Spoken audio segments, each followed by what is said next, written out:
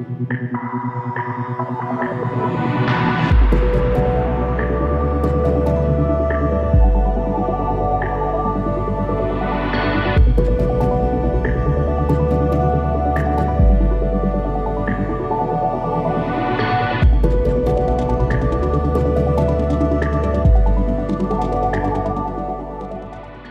get started with the ACOEM Bearing Defender, make sure that you have downloaded the free Bearing Defender app from the Apple Store or Google Play. Once you open the app, make sure Wi-Fi is activated. Power on the wireless sensor. Wait about 30 seconds until the red light turns off and the blue light comes on. Next, connect your device to the wireless sensor Wi-Fi. Select the WLS from the list of Wi-Fi connections available. The password is the serial number found on the sensor body. Next, enter your measurement settings. Press the menu icon, and then press the gear icon to go to the setup screen. To ready the app for measurement, modify the default settings as needed and input the relevant information. First, signify if you would like to use metric or imperial. Select your machine RPM. Select your machine power. And select the mount type of your machine, rigid or flex. It is crucial to select the proper settings so that the Bearing Defender applies the correct thresholds and rules for diagnostics. Next, scroll down to the second half of the measurement screen to the optional advanced settings. It is important to only change the default advanced settings if you know what they are. First, you can select the units that you would like the FFT, Zikstrom, to display, linear or logarithmic scale. Second, you can select the number of axes managed. Third, you can select if you would like the value of the bearing defect factor, DEF, to be displayed.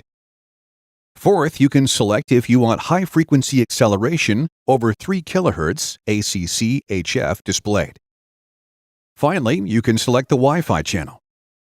Only switch to another Wi-Fi channel if you are in a crowded Wi-Fi environment and feel like the transfer speed is abnormally slow. Once you have chosen your machine settings, exit out of the setup screen.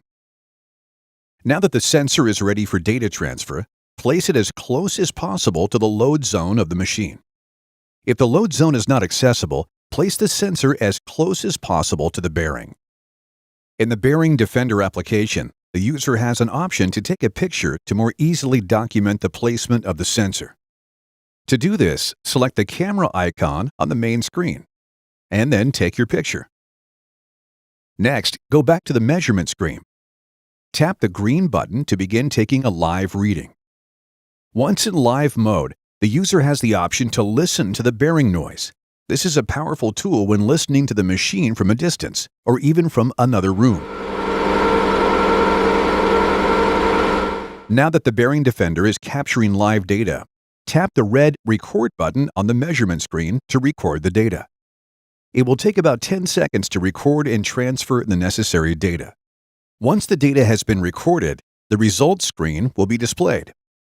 Smart indicators will automatically show you the presence of machine faults in all 3 axes.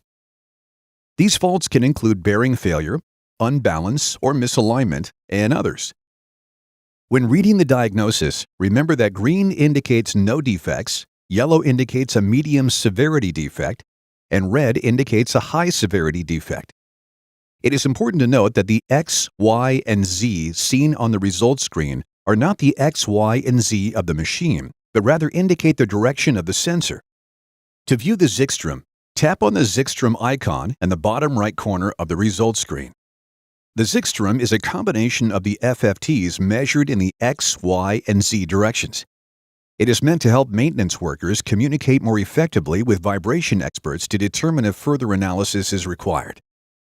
Once you have the Zikstrom open, you have the option to zoom in to pinpoint the exact RPM in order to save any necessary information. Select a point on the curve. The Legend button will display the information about the current cursor, the amplitude, frequency, and the axis in which it was measured. The button on the top right will save the active cursor as the machine RPM. At this point, you can go to the menu and open the bearing database in order to look for your bearing reference. Select your bearing reference. Then go back to the Zixstrom to display the cursor information. After evaluating your results, if you have found a problem with your machine and want to communicate the diagnosis, you can easily take a screenshot using the shortcut in the main menu of the app. The screenshot feature will save to your photo library on your device and can be shared via email, MMS, or social media. The Bearing Defender app allows you to send both the vibration table and the Zixstrom to a vibration expert so that you can determine whether you need further assistance.